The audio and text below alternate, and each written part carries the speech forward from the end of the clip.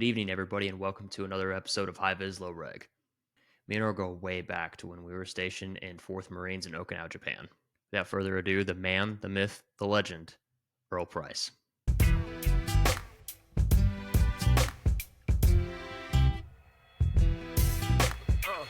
Here's my homie trying to be patriotic. Wanted to fight for Uncle Sam, so we dropped out of college. Looking back at his friends like, you're not gonna follow? Then you're not a real American, your heart is all hollow. He enlisted, and in a couple of months was trained. Jumped up on the plane with what Uncle pumped in his brain. Dehumanize the enemy, except you're there to set him free. That's an oxymoron, B, and that's why they're not sending me. It's not that big a deal. Alright. Yeah, it's no big deal. I can't think of anything that would matter. Right? Yeah, we're both out, dude. What are they gonna do? Fucking NJP us? Yeah, dude. All right. I don't think they can. No.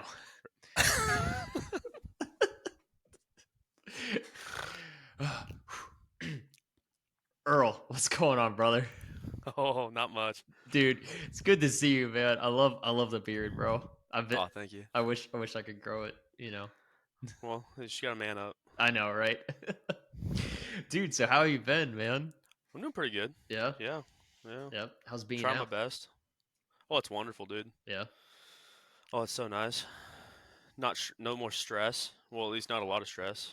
Not as much. Wonderful.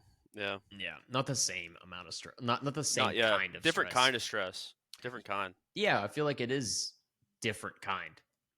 Yeah. Like it's not as bad though. Oh no, absolutely not. It's not as bad. It's not as bad at all.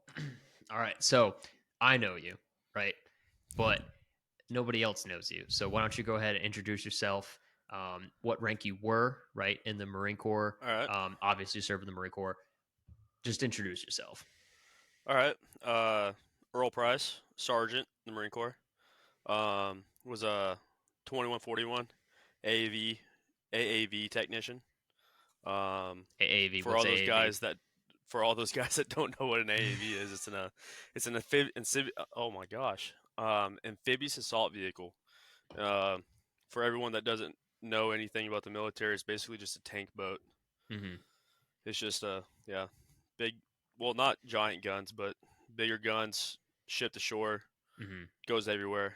Pretty awesome. What we would have had in Normandy. Yeah. Well, no, I don't think there was any in Normandy. There wasn't in Normandy. It was all Army. It was all the Pacific. It was all we were big for the like invasion for Okinawa and everything. Yeah, we were definitely more different islands, not Normandy. Oh yeah. The Army loves reminding us of that. Fuck them for that. We had our own thing, all right? Yeah, we had our own thing. Okinawa, that was a big deal. Iwo Jima. Yeah, Iwo Jima. Oh yeah, Guadalcanal. Fuck off. Yeah. Fuck those guys. All right, so did you like doing your MOS? Oh, I loved it. It Yeah. was great. Yeah. It was wonderful. Mm-hmm. It was one of my favorite things to do until they put me somewhere where I couldn't do it anymore. Where did they put you where you couldn't do it anymore? 4th Marines. Ooh, 4th Marines, a place Yeah. that you and I both know very well. Oh yeah. Why couldn't you Yep. do your job at 4th Marines? Because all the vehicles are there that we didn't really have any control over, so we didn't work on them, and basically everyone that was there in the platoon that we were in didn't actually really do their jobs. So And that was because the UDPs were there. yeah, the UDPs they would take care of the tracks and operate on them and fix them and everything else like that, and then we were basically just there to exist. Mm-hmm. Hold up the I think walls. that's the best way to put it. Yeah. Yeah. No, Yep. Yeah, it was. It was weird being at 4th Marines. Oh, it was. Hearing about how great it used to be whenever it was cab, and then getting there and not doing a goddamn thing. Did you hear that too? Where everybody told you like, dude, you're gonna go to cab, or like what cab used to be. Oh yeah, it was like, oh, you're gonna go to cab. You're gonna be out there. You're gonna be working on tracks. You're gonna be supervising them. You're gonna be out on field ops all the time, just doing like crazy stuff. And I sat in a tool room for a year. Yeah, that was rough. I remember hearing the Yep. same thing. I remember hearing from welders, one staff sergeant in particular that was at cab, and he's like, dude, you're gonna have a fun time out there, and get out there, and sure as shit, we just don't do fuck all. Nope. Yeah. It Was was it was wonderful. Yeah, wonderful. What was the hardest part about your job besides Fourth Marines? Let's take out Fourth Marines Besides the Fourth equation. Yeah, Marines. we'll take out Oh, the Fourth hardest Marines the part. equation. Oh, I don't know. Probably dealing with disgruntled staff with the vehicles. Yeah. Yeah, What? ones that couldn't take it to heart that their vehicle wasn't going to go out to the field because it was deadlined. Yeah, that's probably about it. So okay, I didn't want to get heavy this in like this close into the podcast or this early in the Yeah, podcast, but you said it right. They didn't want to take it out because they're like, hey, this is deadlined. We're not taking this out. You as a mechanic said that. yeah. Obviously, the biggest thing was recently, and I say recently, semi recently, What, those 4 years ago? 4 years ago, those Marines who died on that exercise with the 15th MEU. Yep. I know you know a little bit about that. Can you elaborate, kind of like what you've heard, what you've seen had happened with that? What the Yeah, downfalls and pitfalls with that happened? yeah. Because I never actually read through the entire investigation or anything, but I've heard a lot about it from higher rankings that did read through it and everything that we talked about it and everything. But basically, uh, the vehicle just wasn't supposed to be out there in the water in the first place, which was number one. There was, and then it was just all kinds of other disasters that just stacked up on top of it. Just the one thing when it wasn't that bad, but whenever it all got stacked up, it was horrible. So the vehicle shouldn't have been out there. When the That's number vehicle went one. down, yeah, it was number one. The vehicle went down in the water. Not that it sank; it lost power. Mm-hmm. And then when they were trying to get, and then number two is that I had heard that there was no safety boats out there from the Navy, which is almost positive is required whenever you're doing a splash. Yeah. So that was number two, right? It was just a safety thing. There was two safety things. Number three, like I guess whenever the recovering Vic came in to hook up to tow it back up to ship or to shore, whichever way they were going to do it, the Vic hit the vehicle that was down, which caused it to gain a lot of water, and because the hatches were open and everything. Mm-hmm. And whenever that happened, water came in, and then the grunts that were in it, I guess, popped their life jackets while they're in the vehicle, and it caused them not to be able to get out of the vehicle. So, yeah. So That's what. Now, I don't know if exactly all that's true or not, mm-hmm. but that's what I've heard, and I've kind of been able to interpret from all I've heard. So through the grapevine. Yep. Yeah. Yeah, it's obviously not a good thing overall. No. And it was super. It was huge in the AAV community, and somebody looking from the outside in, as somebody who was semi attached to the AAV community, my entire lifeblood was the ramp, which was Fourth Marines, which was support the UDPs, and the UDPs had their AAV Marines going through and doing all these splashdowns, these operations, these preparements for these preparement deployments or whatever exercises to defend themselves from another Pacific force. Yeah. For them to just stop everything was a huge deal. You know what I mean? It was massive. Yeah. Oh, it was huge for us because it then kept us from doing what we were trained to do as well. Because when that happened, they completely banned tracks from entering the water. Yeah, no tracks and are splashing. That's half of what we do. So yeah, it was huge. Yeah, it's like you could only do land operations instead of water.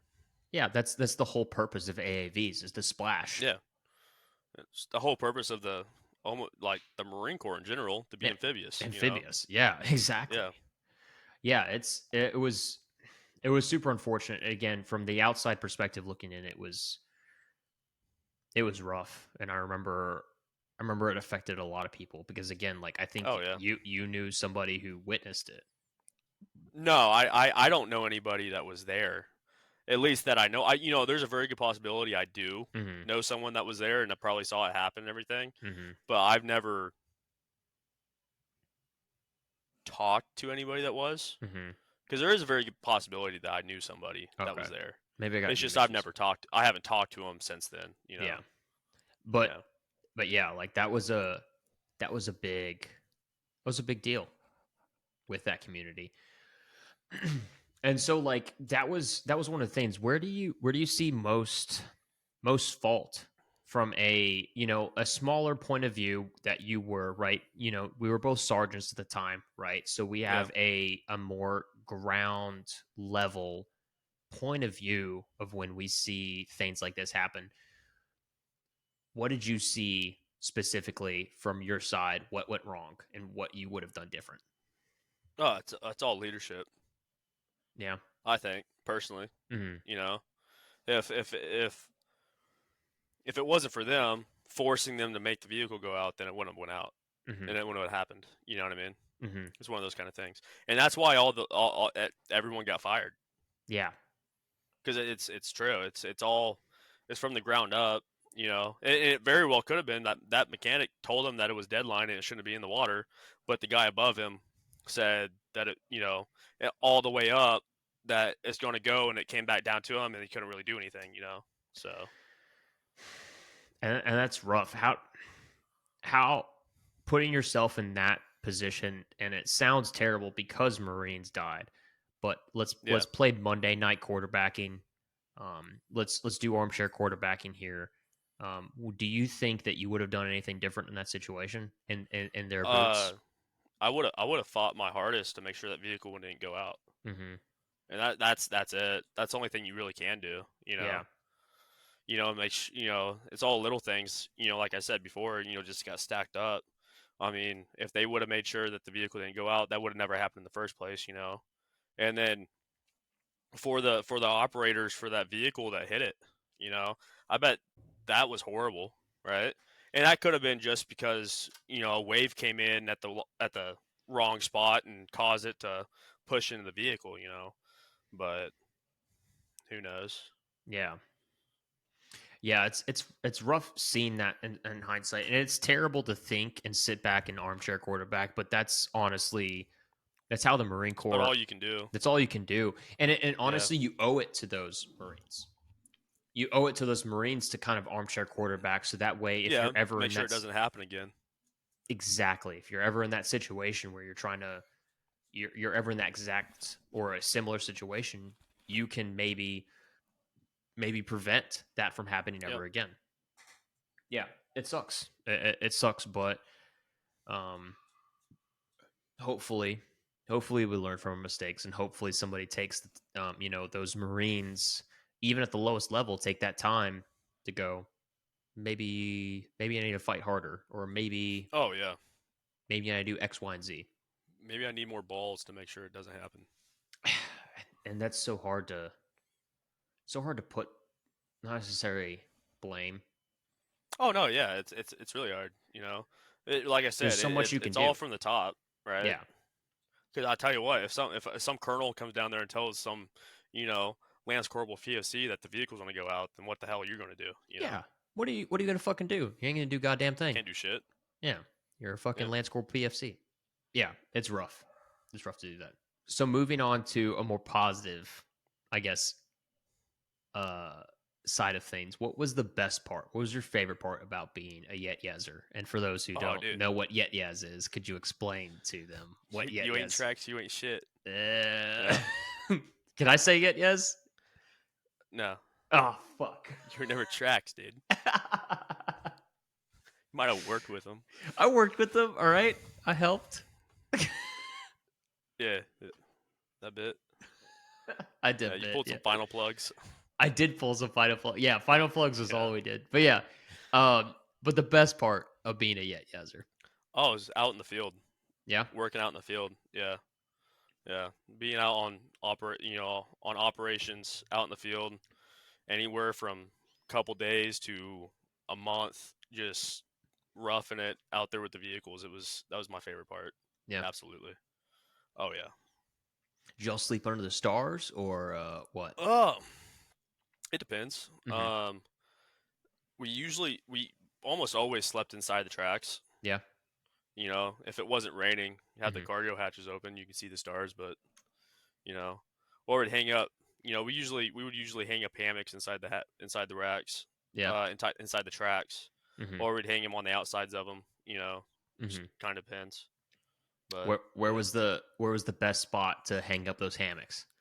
Oh, the best spot was just right in the middle of the cargo bay, Hmm. in the personnel bay. Yeah, it was the best spot because it was so big. You Yeah. could hang like I think at one time. Uh, oh, I can't remember. We had a lot of people on on each track because we went out with a whole platoon Hmm. on a month op, but we only took 4 tracks. So we had the whole platoon on the 4 tracks, and we'd all be sleeping inside the tracks. And I think the track we were on, I think um, we had 7 hammocks inside the track. Yeah, You could fit 7 in there? yeah, dude. So you go from the driver's hatch Uh-huh. into the cargo, right? And then you go from the turret across, Hmm. and then you hang 3 on the inside, either one high or and 2 low, or 2 high, 1 low. And then you go from the outside, 2 of them outside in. So you're Yeah. stacking them. Oh yeah. Oh, okay. See, that makes sense. And then we'd have and then with that and then we would have people sleeping on the cargo benches down below. Okay. So to get up in the middle of the night to pee was a pain in the ass. I can only imagine. Yeah, it was a pain. So I guess hydration in that case was your enemy. Oh yeah. Well, I mean, with that, still, even if you didn't hydrate, it's just how you lay in a hammock. Mm. All your fluids go straight down to your bladder because it's the lowest point. So That no is matter true. what, it doesn't matter. I've slept in a hammock a lot. I can't even count the amount of times I slept in a hammock. Every single time, I've always had to wake up at least once to pee. Yeah, that actually checks out. Yep, Yeah. I've only been in the back of a track, I think once. No, maybe 3 times. that's it.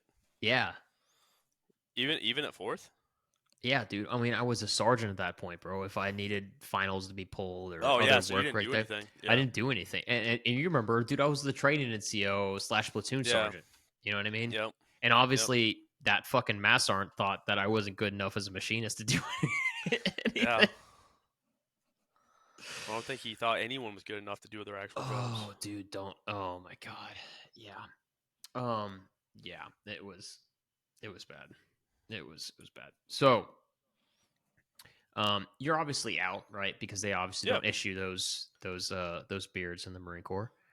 Um, Well, not currently, at not least. currently. I wish, Yeah, right? maybe shorter at least. Shorter, yeah, with a no shave Yeah. chit.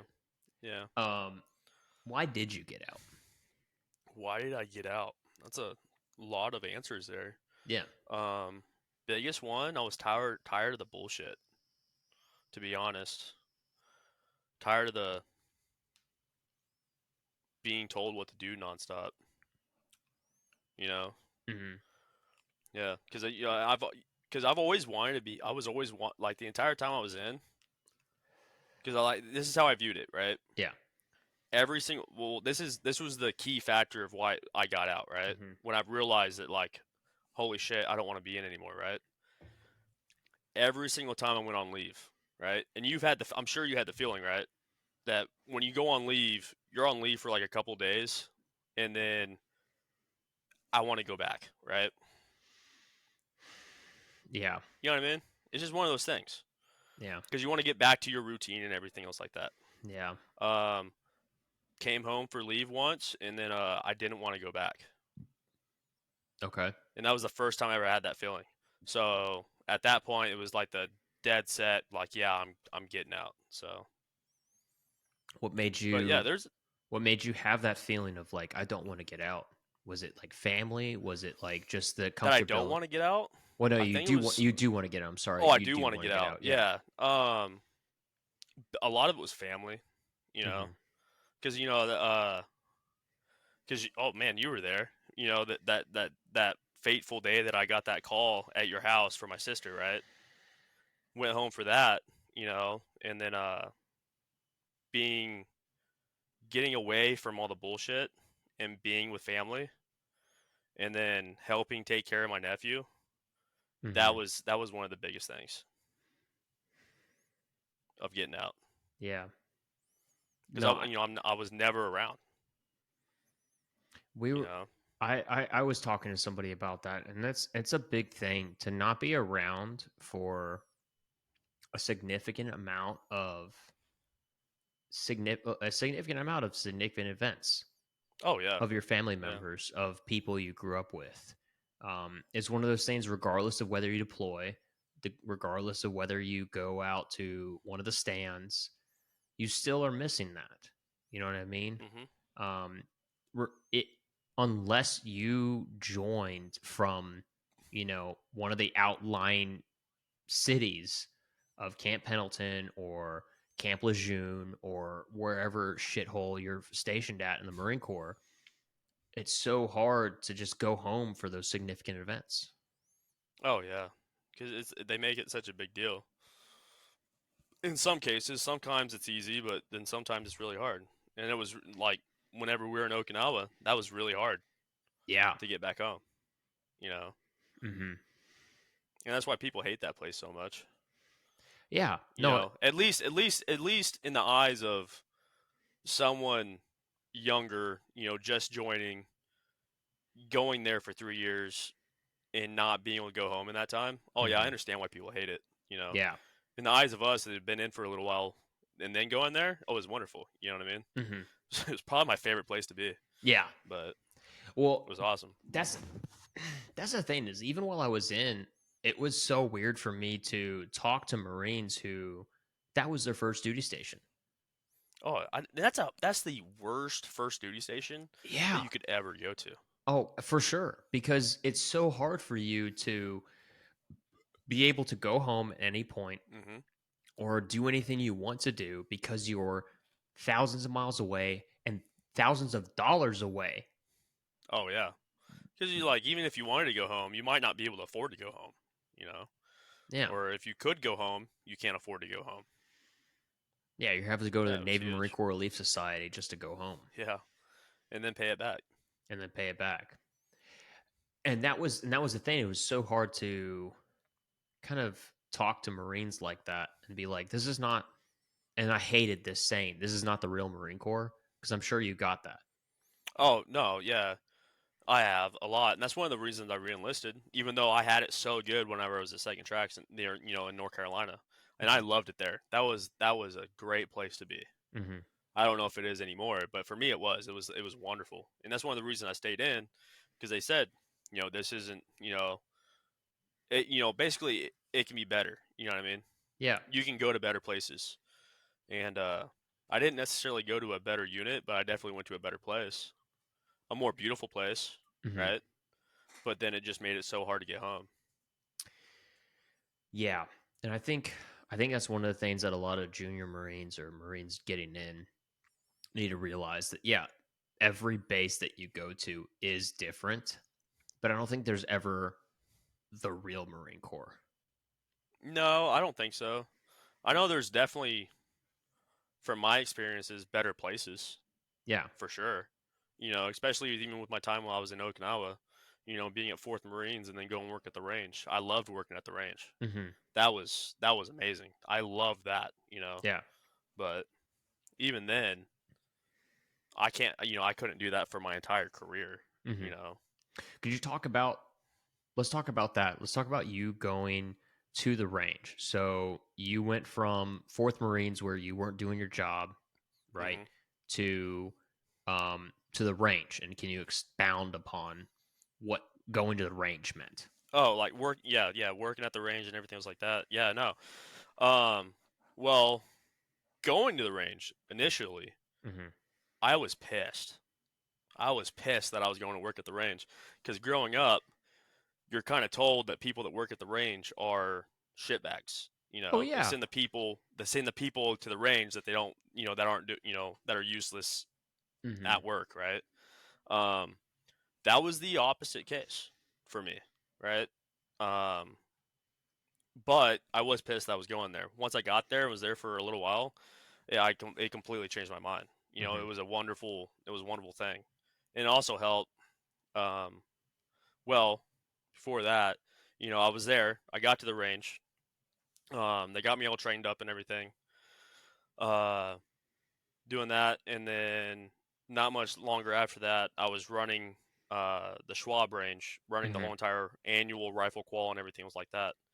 And then sometimes pistol qualification. I was running those ranges. Yeah. So going from sitting in a tool room where I was checking out tools once or twice a day and then basically just doing inventories and paperwork the entire time Mm-hmm. to actually doing something like worthwhile, Yeah.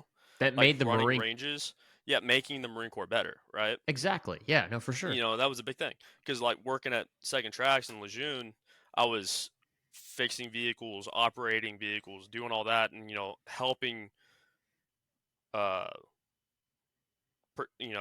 participate to the cause, right? Yeah. Um, and I wasn't doing that fourth. So whenever I started running the ranges, running the ranges, it helped boost my, I don't know, self esteem Yeah. a lot more, right? Oh yeah. So it helped that a lot.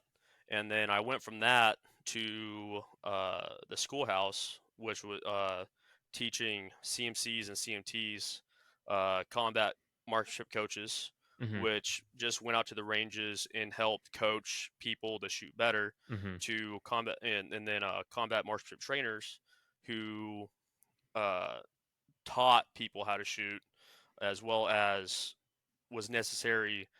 They ran ranges for their units and everything else like that. Mm-hmm.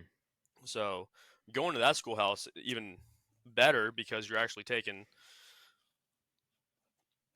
in almost all the time those kids that came through the school, they absolutely have no idea how to shoot. Yeah. Sometimes their only experience was boot camp, Yeah. and then being able to take those guys and teach them how to shoot better, Mm-hmm. that was great. And then sending them out to help other people, right? Mm-hmm. And then my favorite thing to do was teaching those combat marksman trainer classes. You know, Mm-hmm. because we teaching them how to run ranges, the conduct of ranges, how to set them up, everything else like that. Um, Teaching them how to teach classes because that's a big thing for a trainer is to teach, right? Yeah. Teaching them how to teach classes was one of my favorite things because Oh yeah. I never thought I could ever teach any kind of a class, right? Mm-hmm. Besides like a hip pocket kind of a thing, Yeah. and actually being able to stand up there in front of a PowerPoint and teach a class good. Mm-hmm. Oh, it was my favorite. It was one of my favorite things to do, and then teaching someone else how to do it well, it was wonderful. You know. I remember you and I talking about that. Took a completely different approach with my training people how to teach people thing, you know, with the stressor side. So you're teaching people Yeah. how to kill people, right? Yeah.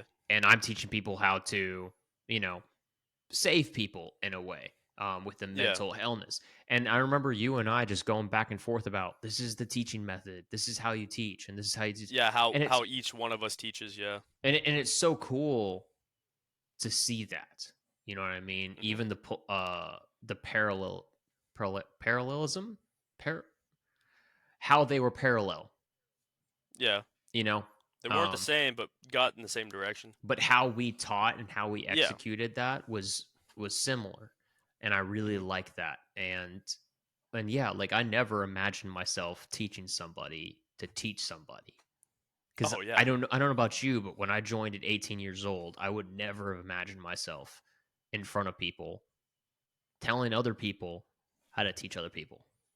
Oh yeah. Never. Not Never. in a lifetime. Yeah. But doing it, it was wonderful. It You know. was It so was. rewarding. Oh yeah. It was so rewarding. Did you And ever it get just, huh? did you ever get the opportunity to watch your students teach other people? Not out past those classes. I never did. Mhm. But I still worked with a lot of those guys that I taught out on the ranges quite a bit. Mhm. Either them being out on the ranges or coming to help out because a lot of times they just a lot of them would be working at the MTU, Mhm. which is just the March Ship Training Unit. So if they don't have anything going on, they might come out and help us run a range or anything like that. And them coming out and seeing how they've improved, Mhm. it's really nice. And then also, the amount of guys that I've got into shooting was great. That's so rewarding, and I feel like now because of the peacetime Marine Corps, because you and I both joined at a time where they're like, "Hey, you're gonna go shoot somebody in the face," Yep. and we both bitched, moaned, and complained about that, where we never got to do that.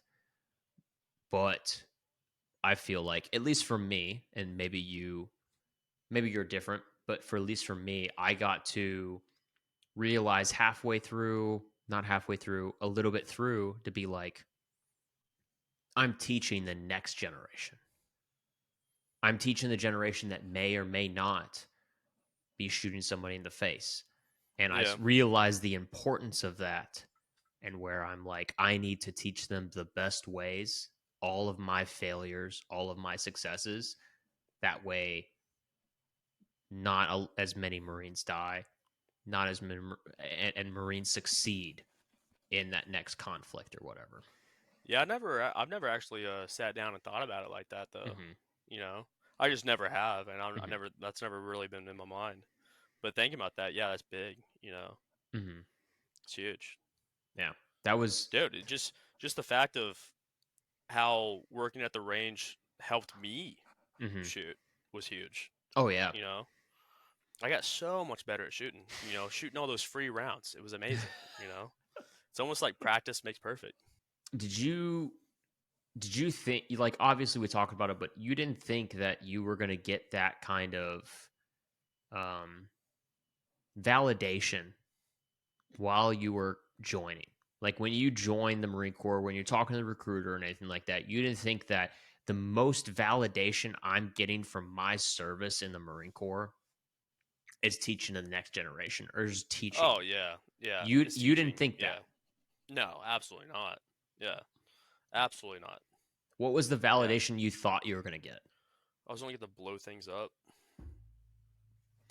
When did you switch? When was that pivotal moment where you just kind of had that epiphany, maybe, where you're like, this is how I find my validation? It was at the range. I think like Hmm. teaching. I think that was it. You know, like being able to make other people better. Hmm. Yeah, I think Do, that was probably it. do you remember a coming to Jesus moment at all? No, No, no, no, it no. was just it was Too many just kind head of. injuries. I don't remember shit. I get that. My wife just unfortunately had to remind me about how many head injuries I've had, and I had to count them on like both hands. Oh yeah, dude, it's bad. It's so bad. What do you miss about being in the Marine Corps? The camaraderie, Hmm. the boys, The boys. the boys. I Why miss the can't boys. why can't you find that in the real world or in the human world? I'm trying to, you know, Hmm. but it's the with the Marine Corps it's the age old um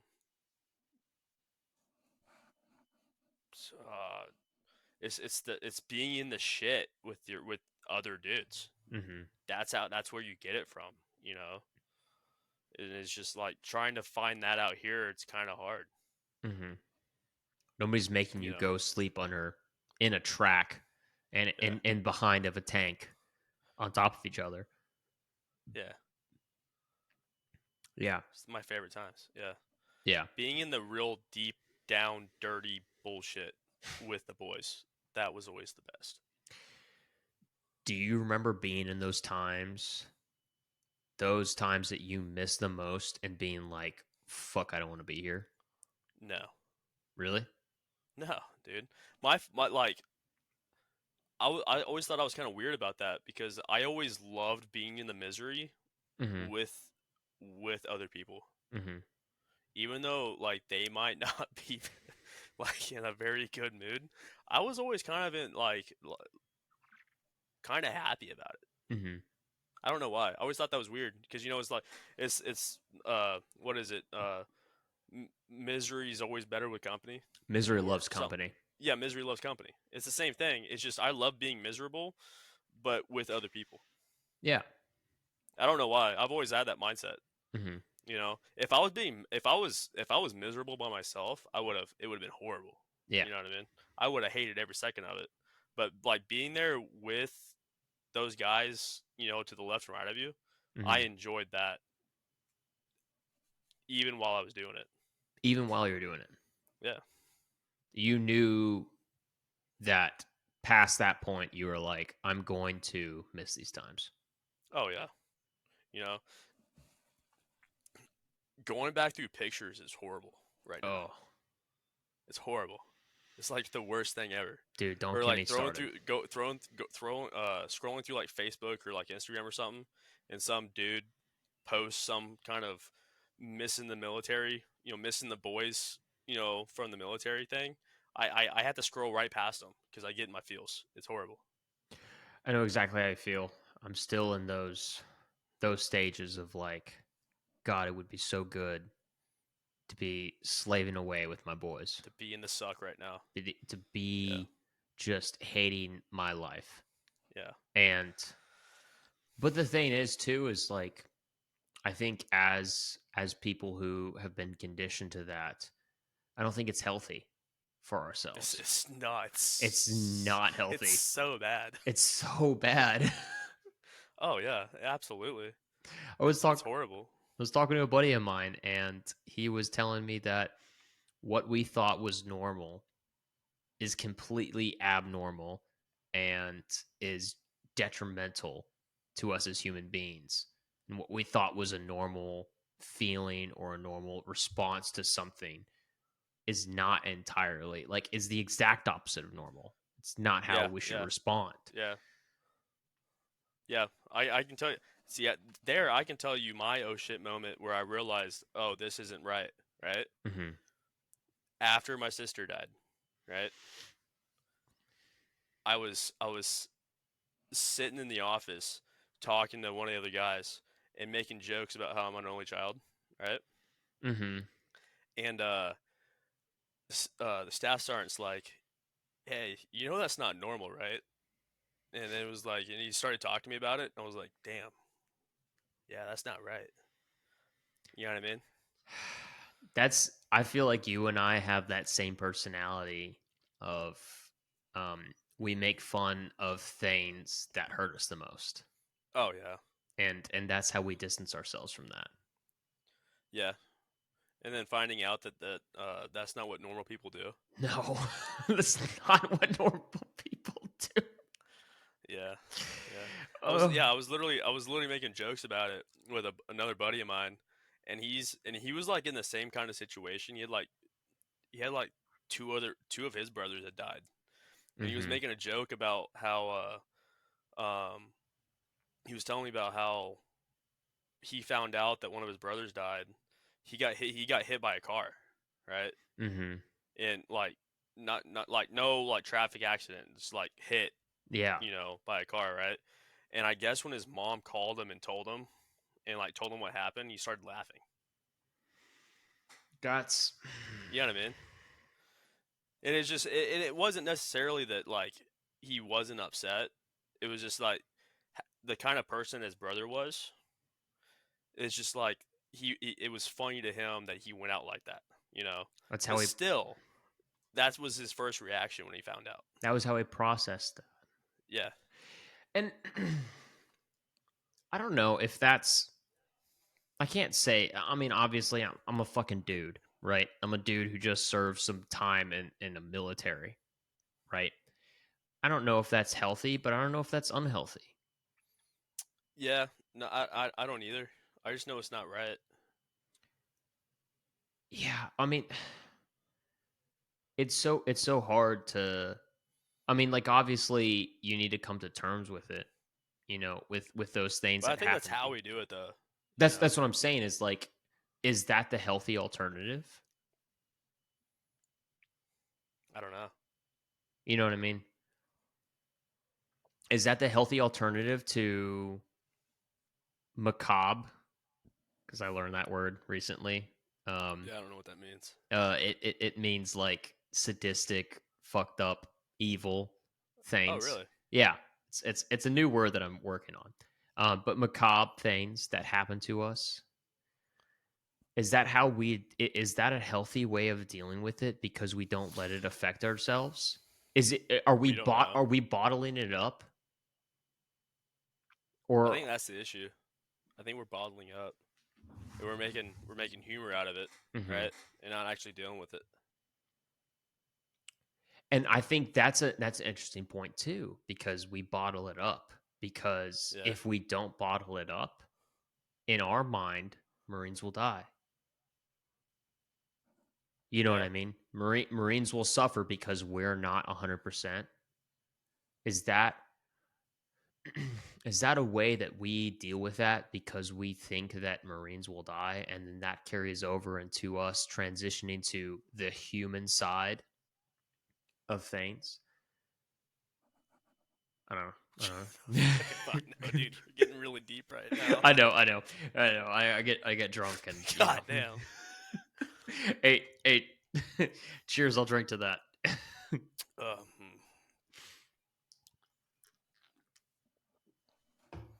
But yeah, I'm going on to going into lighter things. Do you remember how I introduced you to all of my friends? No. I would tell you to all of my friends, right? Because I bring you along. We'd always do like literally everything together in Oh, Okinawa. yeah. No, I Yep, remember now. yep. Yep. Yep. I would say, ladies and gentlemen, we are in the presence of greatness. We are in the presence of somebody who is known in mythological proportions of the Marine Corps. This is one of the Marines that drank Iceland dry. Yeah. Now, can you expound on your time on drinking an entire island, Island? Some is A put up. beer. A beer. All right. Don't It was don't just don't beer. undercut yourself like that. But it was a lot of beer, though. There was a lot of fucking beer of any alcohol. You drank an Yeah. entire island dry of Yeah. beer. Yeah. That happened. But with that, right? And I'll go on to the whole all of it, right? Mm-hmm. But I was just down at lineman school, right? Mm-hmm. Met three people that were also there. Three more legends. Three more Marines that were there. They were there.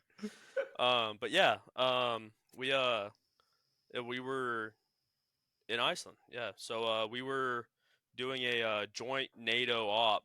Uh, that was supposed to be in it did happen in Norway. It was Trident Juncture, and we took three ships, two amphibs, and a aircraft carrier to Iceland, and that was just like one of our stops that we're making. And there was other countries there too. I think the Royal Marines were there. And I think the Canadians were there too. But I think we were there for I don't know, about a week or less. But during that time, yeah, we drank them dry of all their beer, and then finding out later that like I read the article about it and everything. They had to do like an emergency resupply. They had to reach out to the other countries around them, which isn't a short distance, right? Because it's out there in the middle of nowhere. To reach out to them to get an emergency resupply of beer. So that was awesome. Eh, An, Also, an yeah, emergency an emergency resupply. resupply. And then I was reading the article on it, a different article, and I think it was like Finland or something like that, made a beer for that. Like they like I I'll have to find it again, right? But I think it wasn't Iceland. I think it was some other country, but they made a beer dedicating that to us. No fucking way. Yeah, Let. and I want to get my hands on it so bad. All right. So Look it up. It's I had a picture of it at some point, but yeah, let they me. made a beer for us. Um. So if you pay attention to here, right? Iceland bars run out of beer, supplying thirsty U.S. sailors, Marines. And I want to point out too that the S in sailors is not capitalized. Marines is. But yeah, several bars downtown. Uh, can you say this? You were there. Can you say this word? Uh oh, what was that? Reykjavik. Reykjavik. There you go. Reykjavik. Were drunk dry by U.S. sailors and Marines in Iceland participating in NATO's Trident Juncture exercise. Um, almost 7,000 sailors and Marines were in Iceland in the exercise for the population of Iceland, which is about 340,000. Yeah. So y'all, we had to send people out of the bar to the warehouses to bring back beer as quickly as possible. So you were part of that.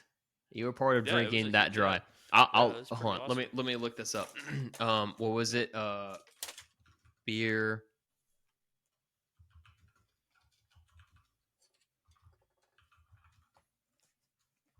Oh no, I have a picture of it, but it's on my other phone, so I gotta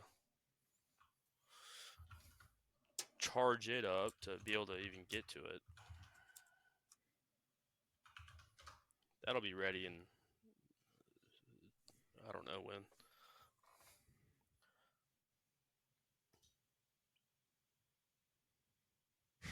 Here's another one. U.S. sailors Yep. and Marines drank so much in Iceland that they caused a beer shortage in the capital. Oh, that's not it. That's not it.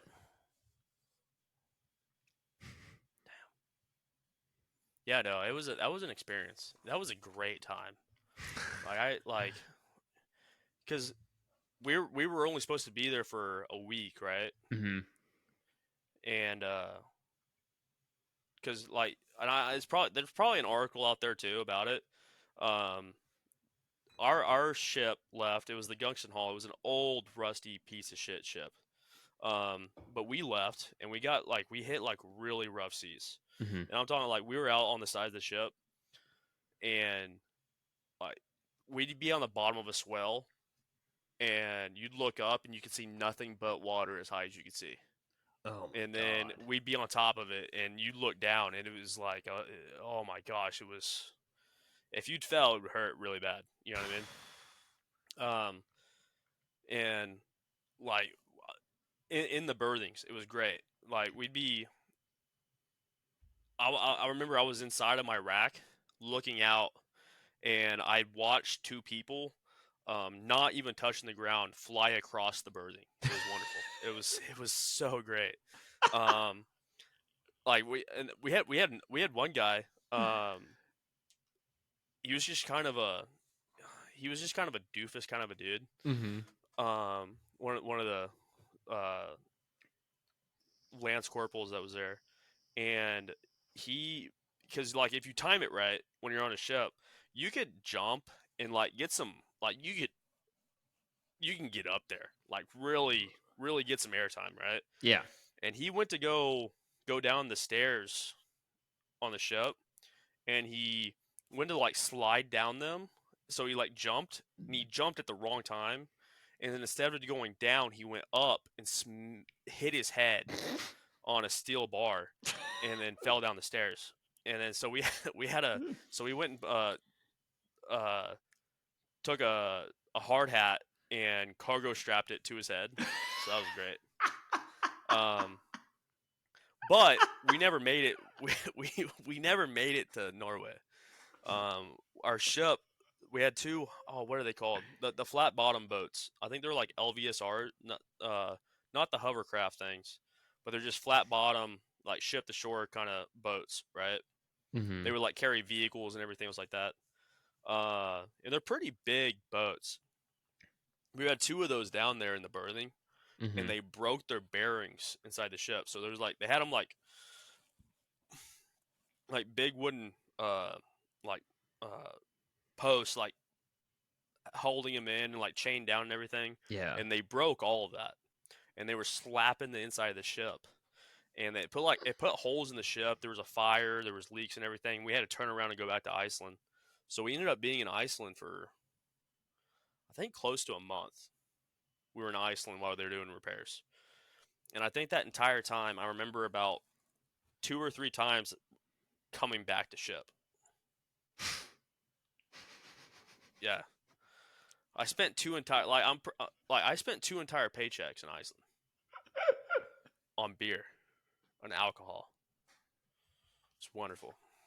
It was the greatest time. Oh man, that's we think we thank you for your service. You're welcome. You're welcome. Yeah, it was a great time, dude. I loved it. Now that you've been out for a little bit and have that hindsight to take a look back at your long, illustrious service in the Marine Corps, what was the most stressed out you've ever been while being in 4th Marines. in the Marine Corps? 4th Marines. Was it just being at 4th Marines, or like was there a specific instance? It was all of 4th Marines, and then all the instances that happened there. It was all of it. Mm. It was all horrible, you know. Like had the camaraderie there, you know, with the boys and everything, like you, Marshall, basically just you and Marshall. But like it was not a good place. Who is Marshall, by the way? And there's not enough time, I feel like, in an hour and a half never long enough podcast. time to talk about Marshall. Oh my god. Marshall's one of the boys. He's one of the most unique people that I know. Unique is a gentle way of putting him. It's true though. It's like he is unique. No, unique is a good way of describing him. Honestly, I talk about him all the time, dude. It's just like, but it's always just like that the off the wall shit that people are talking about is like, oh yeah, I know a guy. You know, it's always Marshall. Yeah. Yeah. So the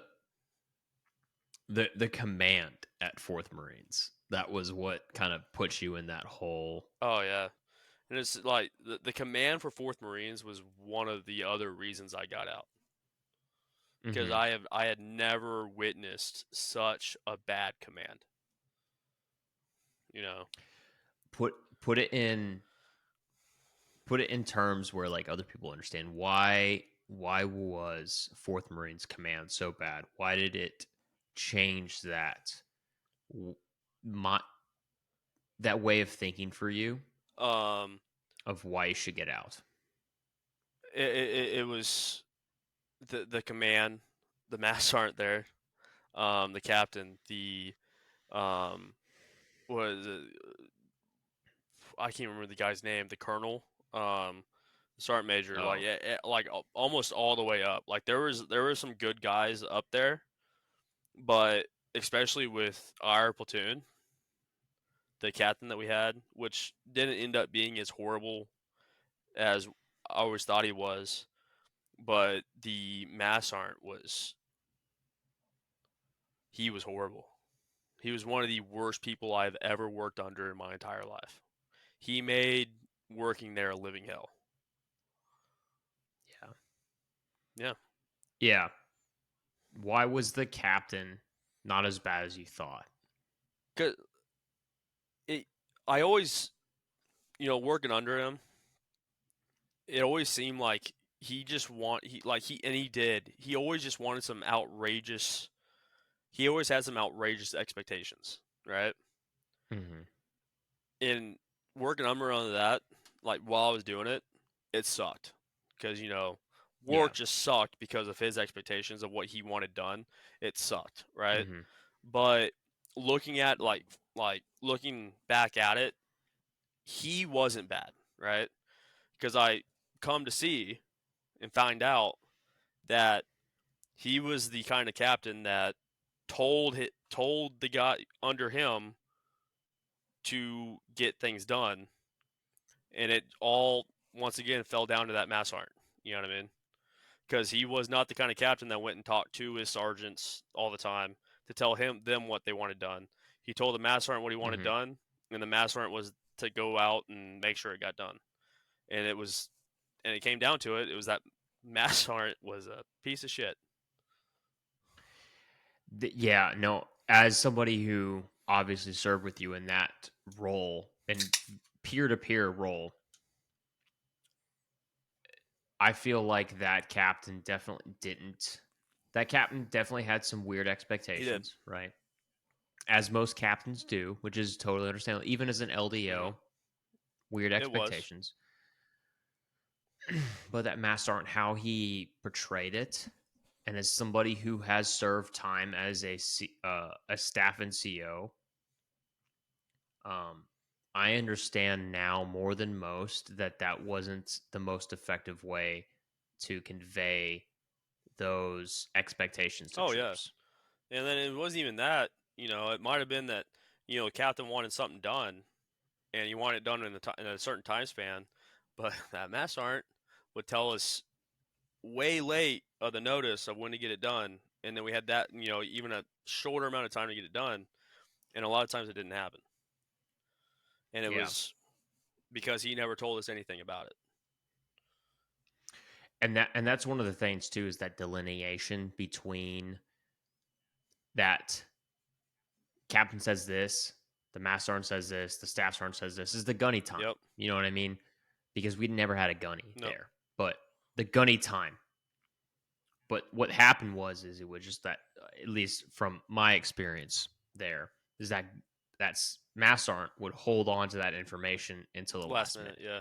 And then we had last minute to get it done, and it never got. A lot of times it didn't get done, and then Mm-hmm. ended up being a big issue.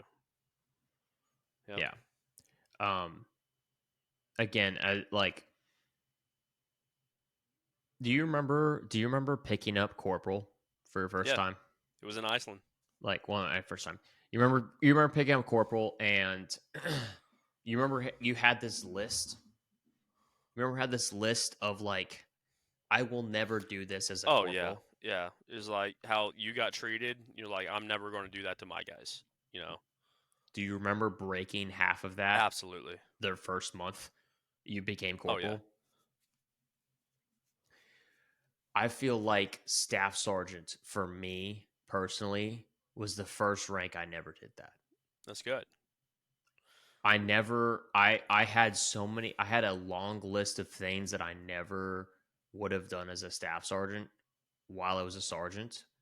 And once I picked up staff sergeant, I was like, all these, because the corporal list was so long, but I broke Oh half yeah. of it the first month. And I was like, I understand why they did this. But once I picked up staff sergeant, I was like, I don't understand why half of my staff and COs did the things they Yeah, did. that makes sense. Because it's the first time you actually had real power, right? Yeah. Like real power. Coming down from Hmm. those guys above you, and then you would finally have that choice to actually make things better for your people. You know. And that's what, at least in a personal experience, made me more upset of the staff and COs that I had, of Christmas past Yeah. or Marine Corps past, where I was like, I don't understand why they did the things they did. And so even sitting in not a similar seat of that mass sergeant or that staff NCO, I just didn't understand why they did the way they did. Yeah. It doesn't make any sense. And so that was kind of what solidified you Oh getting yeah, out, is because they didn't it was transfer one of that the down. big ones. Oh yeah, it was just I'd never had such bad of a command, you know, Hmm. and it was horrible. You know, there was always issues, and always and just about every single time it always stemmed down to that mass heart. So our story with Fourth Marines, I want to give it to you because you were the main entity of that Yep. story, and so I want to give you the kind of floor All with right. that. Yeah. Well, it was like we were talking about, right? One of those last minute on a Friday, told to do something from the mass sergeant that the captain had wanted done for a little while. It was all computerized work, GCSS, which I know some people won't know what is, and it's just a computerized maintenance entity, right? You know, order parts, stuff like that. You know, order parts, tools, service quests, you know, all kinds of maintenance stuff, right? Um, the captain wanted a lot of stuff done on GCSS, and he came down, and the master sergeant came down and told me that he wanted all this done by the end of the day. And it was, and you can correct me on this, but it was like 15, 1600, right? It was at the end of the day on a Friday. It was late. It was late on the working Yeah. day. And so I started pounding it out. You helped. You stayed and helped me pound it out, right? Um, and I think we probably stayed there until,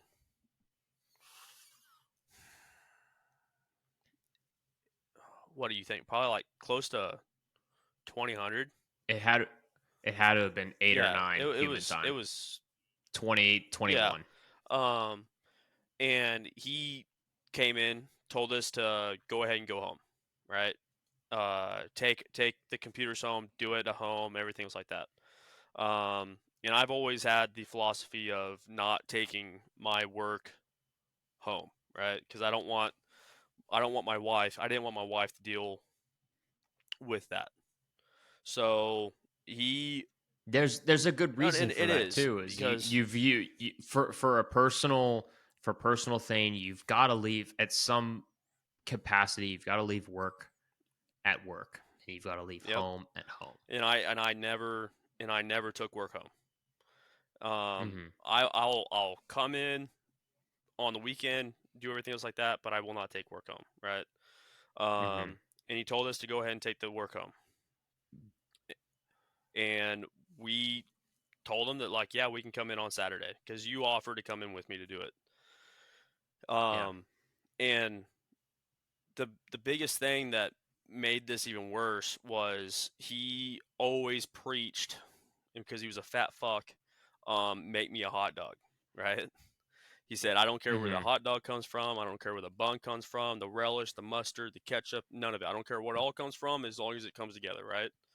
And you always Yeah. preach that. You know, it doesn't matter how it happens as long as it happens. You know, usually most people will make me a watch. You know what I mean? Right? However it is, as long as Yeah. the job gets It's done, just, and that's the Marine Corps, is the mission yeah. accomplishment. We don't care how it gets done as long as the Yep. deadline's met. And so we talked to our staff sergeant, right? Because he stayed late too. Because you know, he's just, his guys were still working, so he was there. Um, and we're heading out the door, told him, I was like, hey, yeah, we're gonna come in on Saturday to finish it. And as soon as we said that, told the staff sergeant that, the master sergeant was walking away at the time.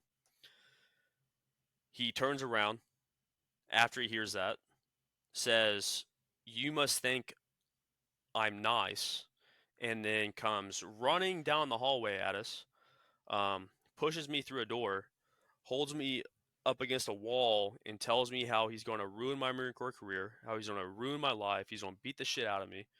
Um, How he's ruined yeah, other yeah, oh people's yeah, he told career told us how too. he's ruined people's careers, ruined them, right?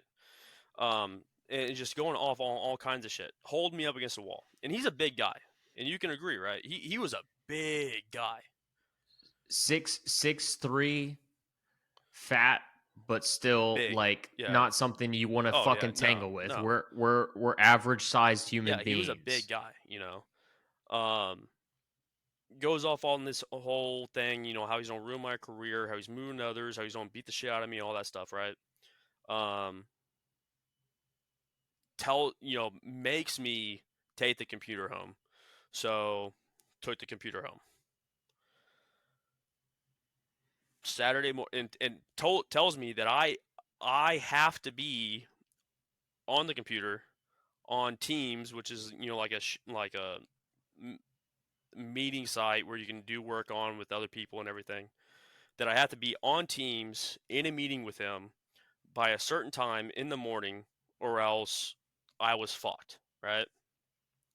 So I had, and I had never taken work home before, so I'm at home at the time, before the time that he tells me to get on, trying to get this computer to work because I have never taken a government computer home to work on it at the house, right? So I'm trying to get onto it to Yeah. make sure, make it work and everything. I have missed the deadline that you told me to get on. So I'm immediately shitting myself, right? And I finally get it taken care of. I get on, he starts typing up some shit and everything, and I think he then realized, or throughout the night probably, that he fucked up, you know, and like started being nice, and then like helping me on the computer on GCSS take care of everything. But we get all done, go out through the weekend, horrible weekend, because of what happened. Um, come to work on, and we had talked throughout the weekend and everything, and we had decided that we're gonna put in request mass. So we request. You and I had talked about the situation Yep. that had happened about over that weekend where we were like, this is not right. And not just for a selfish But it was reason. like we want to make sure this doesn't happen to other people, right? And then Because you and I have had our fair share of fucked up shit happen of to some us. major ass shootings, right? Major ass chewings, major non cool, non kosher things happen to us.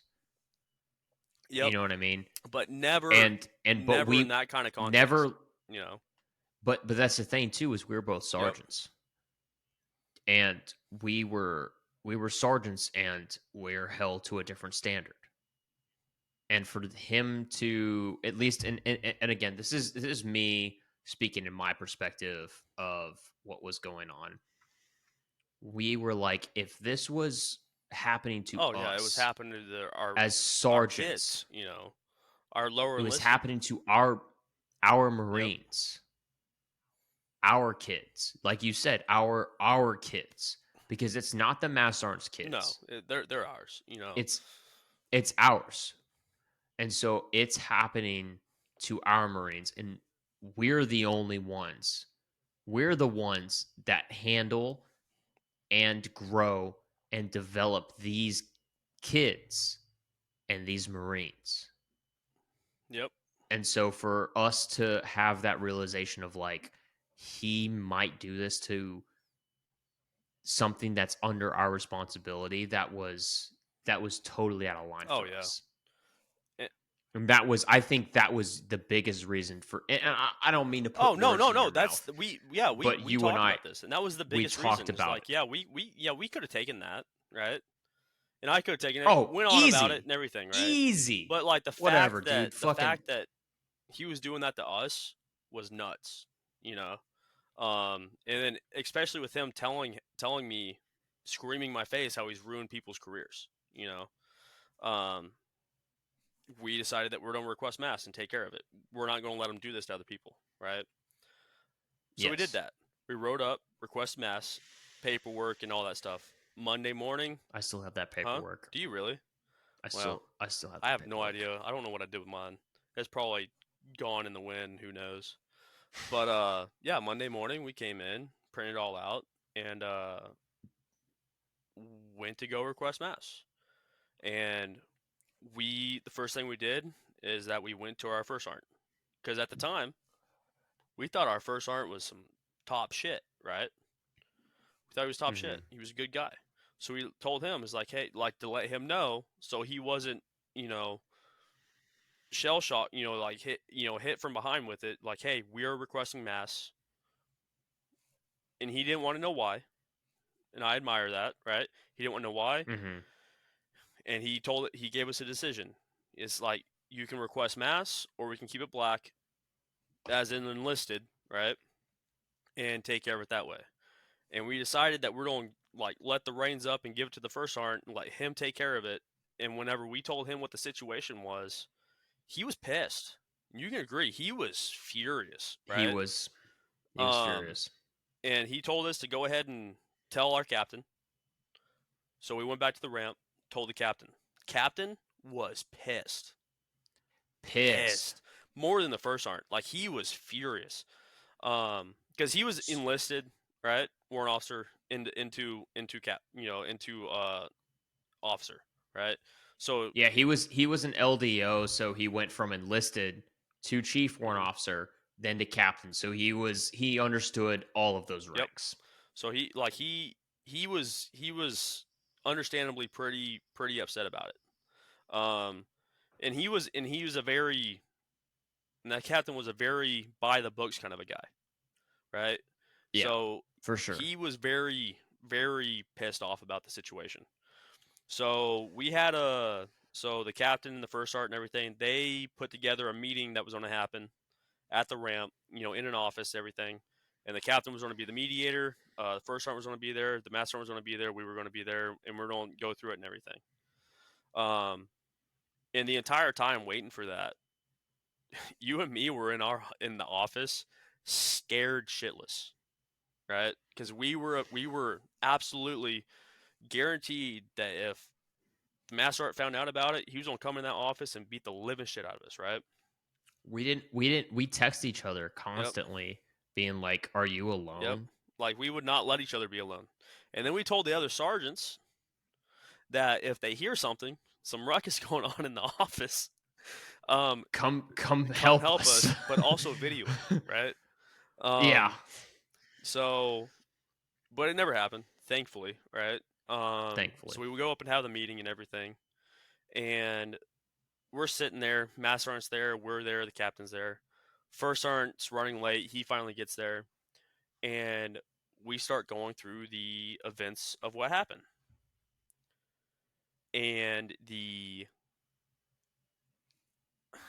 And this is the worst part because it was all our fault. Like the first sergeant, No, y- no, dude, I'm gonna take yeah, blame you for you kind this. of do have a little bit of blame. Yeah. No, I have all to blame because dude, I was scared Yep. shitless. It was a new scenario for me, and I do have blame for this because I made us sound like the bad Yeah. guys, and and I take full responsibility for that. Um, and it wasn't pleasant in any sort of left, right, Oh whatever. no. It wasn't pleasant at all, and I think that I definitely do share the blame of how this went down. I just didn't know what Oh to yeah. It was say, and so I just yeah, ran you my did, mouth. and it was like I think you were kind of apologizing. I think that was the big part of it because like whatever she's supposed to do, you know what I mean? Because like you said, it was a new situation, never been there before. It was a scary moment, Um, but turns out the first art started going off on us, um, chewing our asses out for the whole situation. Um, and as much as I hated working for that captain, and his expectations and everything was like that. I admired him from that day on because he saw and read through all the bullshit and took our side on the entire thing. And I don't know if the master and that captain ever had a good conversation since then. You know, and then after that, I anytime the captain needed me to do something, he never went through the master sergeant for it. He came straight to me, told me what I needed to do, told me when he needed it done, like what needed to happen, everything, and I got it done. It never had an issue after that, right? Because he never Mhm. went through the master sergeant before. After that, basically the master sergeant was dead to him, you know.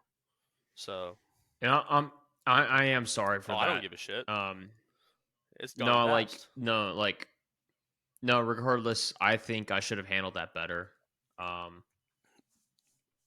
I Well, was foresight, I right? succumbed to the Yeah, pressure. Hindsight, yeah. yeah. Hindsight. We had never been in that kind of situation before.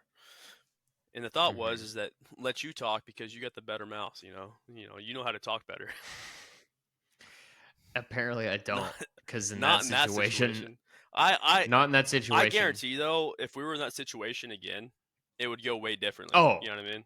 Because like we yeah, know for what kind sure. of pressure's going on and what not to do, and not what to say, not what not to say. It was just a very charged Oh yeah, situation from both yep. sides. But And honest, that go ahead. captain, after that day, never had all but respect from him. Yeah, it was an interesting situation overall because regard irregardless, I think that's actually the correct term to use this. Irregardless, we of the situation and how we handled it, he understood and he cut Hmm. through all of like, dude, we're just two sergeants. Regardless of we are we are the kings of the troops. Yep. We are the kings of whatever. We still don't have that rocker. And so it doesn't have that protection. And we were both fucking scared Well, individuals. I think At least the me. big thing was is that the first like through all that happening, the first sergeant did not believe that he pushed me through that door and held me up against the wall. For him, it was the physical contact, right?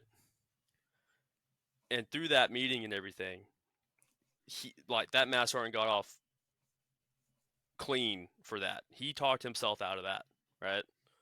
Yeah. And that I think that's why the first sergeant was pissed, and that's why he went after us. But the captain knew it happened, Hmm. you know. And I think we're missing an element here.